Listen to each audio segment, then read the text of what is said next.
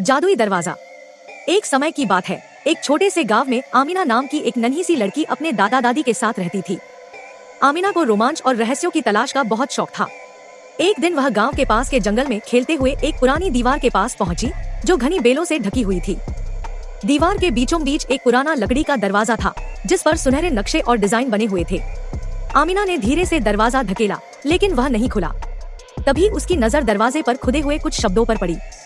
सिर्फ वही अंदर जा सकता है जिसके दिल में सच्चाई हो। आमिना ने अपनी आंखें बंद की, दिल से प्रार्थना की और पूरी ताकत से दरवाजा खोला। दरवाजा चरमराते हुए खुल गया और उसके सामने एक रोशनी से भरी जादुई दुनिया थी। चारों तरफ रंग बिरंगे फूल थे, बातें करते पेड़ थे और चमकते रास्ते थे। आमिना आश्चर्यचकित होकर इधर उधर देखने लगी। अचानक एक छोटी सी इंद्रधनुषी पंखों वाली जादुई प्राणी उसके सामने प्रकट हुई।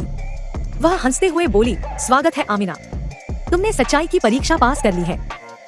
अब तुम्हें 3 रहस्यों की रक्षा करनी होगी, जो हमारी दुनिया के अस्तित्व के लिए जरूरी है। उसने आमिना को एक जादुई नक्शा दिया, जिस पर 3 खजानों के स्थान चिन्हित थे। पहला खजाना हंसती हुई झील के नीचे था, दूसरा गाते हुए पहाड़ की चोटी पर और तीसरा बोलती हुई गुफा के भीतर।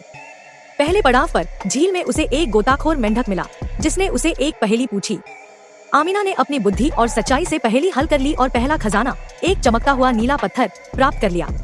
गाते हुए पहाड़ पर चढ़ते समय उसे बोलते हुए पत्थरों से रास्ता पूछना पड़ा। रास्ता कठिन था, लेकिन आमिना की दया और धैर्य ने उसे दूसरा खजाना, एक सुनहरा पंख, दिलाया।